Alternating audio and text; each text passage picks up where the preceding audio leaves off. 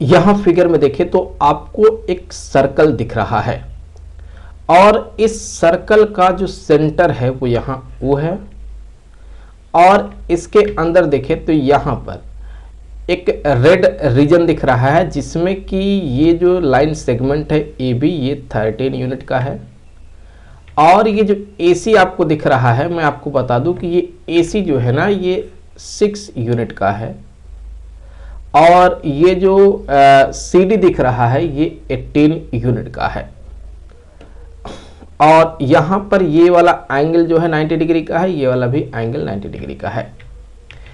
तो इस समय ये जो सर्कल का रेडियस बनेगा, ये रेडियस ही तो हमें पता करना है। हम ये रेडियस कैसे पता कर सकते हैं? उसके लिए आप अगर देखें तो ये जो AB है ना ये एक कॉर्ड है। क्या है? कॉर्ड है। अब यहां पर अगर हम परपेंडिकुलर बाइसेक्टर थ्योरम यूज करें तो फिर यहां से हम इस कार्ड को दो पार्ट में बाइसेक्ट कर सकते हैं। सो अगर हम इसको ऐसे यहां से कनेक्ट कर दें तो ये जो कार्ड है इसे दो पार्ट में बाइसेक्ट किया है, तो यहां पर ये जो एंगल बनेगा ये कितना बनेगा? ये 90 डिग्री बनेगा, और ये जो यहां पर पॉइंट है इसे हम E नाम दे देते हैं। ये वाला पॉइंट, इस पॉइंट को हम चलिए E नाम दे देते हैं, और इस पॉइंट को हम जो है यहां F नाम दे देते हैं। तो अब देखा जाए तो ये 13 को दो हिस्सों में हमने काट दिया है, तो अब ये जो लेंथ होगा ये 13/2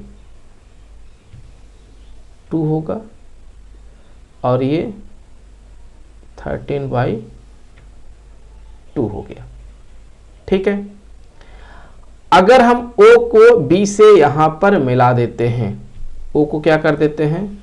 B से मिला देते हैं, तो ये इसका रेडियस ही तो होगा। सो ये रेडियस है, और यहां पे अगर देखा जाए तो E से लेकर के O तक का लेंथ ये हमें नहीं पता है, तो हमने इसे x मान लिया है, जबकि FE किसके बराबर होगा? 6 के बराबर होगा। सो ये वाला जो लेंथ है ये 6 के ही इक्विवेलेंट होगा।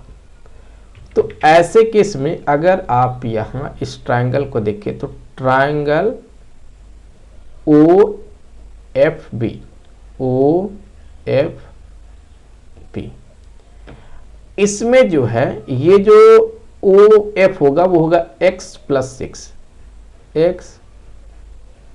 6 का होल स्क्वायर प्लस ये जो परपेंडिकुलर है 13/2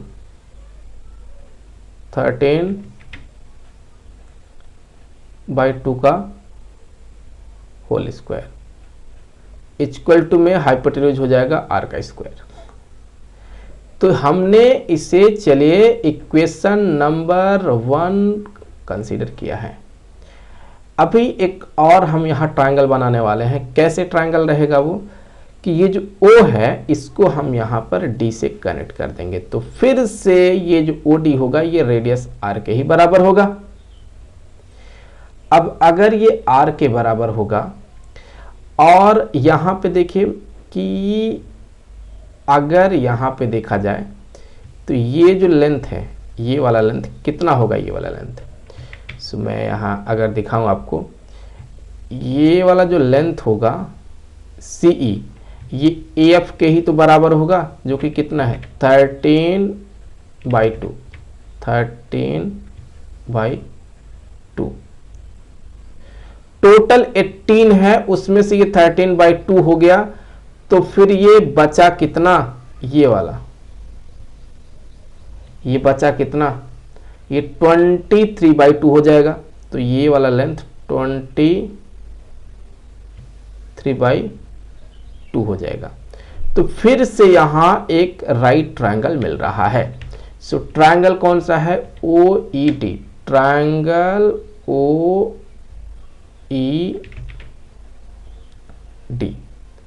इस ट्रायंगल में देखें तो हम कह सकते हैं कि जो x का स्क्वायर प्लस 23/2 का होल स्क्वायर ये इक्वल हो गया r स्क्वायर के, और हमने माना कि ये है equation number 2 from equation 1 and 2, from 1 and 2। तो आप अगर right hand side R square के बराबर है तो फिर लेफ्ट हैंड साइड भी आपस में दोनों इक्वेशन का बराबर होगा। तो हम लोग यहाँ से इसको इक्वल करने वाले हैं इसके, ये तो यहां से एक्सपेंशन करेंगे, X square plus 36 plus 12x plus 169 divided by 4 equal to X square plus इसका स्क्वायर करेंगे तो 529 डिवाइडेड बाई 4। तो एक्स स्क्वायर दोनों साइड में है तो इसलिए एक्स स्क्वायर से ये एक्स स्क्वायर कैंसिल होगा और 12x को हम लोग यहाँ से इक्वल कर सकते हैं 529 डिवाइडेड बाई 4 माइनस में ये 169 डिवाइडेड बाई 4 फिर माइनस में ये 36। तो कैलकुलेट कर लेते हैं तो 12x इक्वल टू में ये 4 एलसीएम बन गया तो ये आ जाएगा 529 माइनस 169 माइनस 144 और फिर यहाँ से जो 12x का वैल्यू हो जाएगा ये हो जाएगा 216 डिवाइडेड बाई 4। तो 12x इक्वल टू 54 और फिर यहाँ से x इक्वल टू 9/2 तो x का वैल्यू कितना हो गया 9/2। अब यहां जो आपको इक्वेशन 2 दिख रहा है अगर मैं यहां x का वैल्यू डाल दूं तो फिर यहां से हमें रेडियस मिल जाएगा। तो फ्रॉम इक्वेशन 2 फ्रॉम जो इक्वेशन 2 है इक्वेशन 2 कौन सा है ये है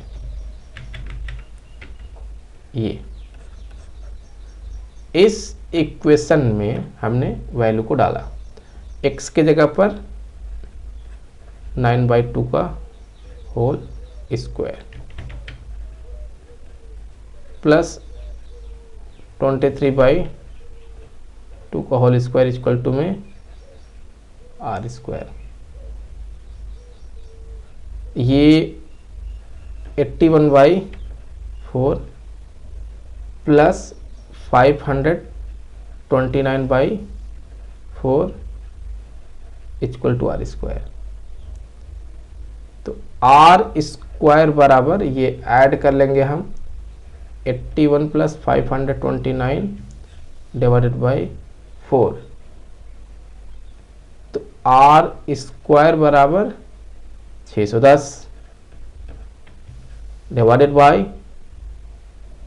4 तो स्क्वायर रूट ले लें हो जाएगा स्क्वायर रूट में 610 डिवाइडेड बाई में 2। तो सॉल्व करेंगे तो अप्रॉक्सीमेटली यहाँ से रेडियस मिल जाएगा 12.3 यूनिट्स के बराबर। मुझे उम्मीद है कि वीडियो आपके लिए काफ़ी हेल्पफुल रहा होगा। मिलेंगे आपसे अगले वीडियो में किसी दूसरे क्वेश्चन के साथ, तब तक के लिए खुश रहें। Good bye.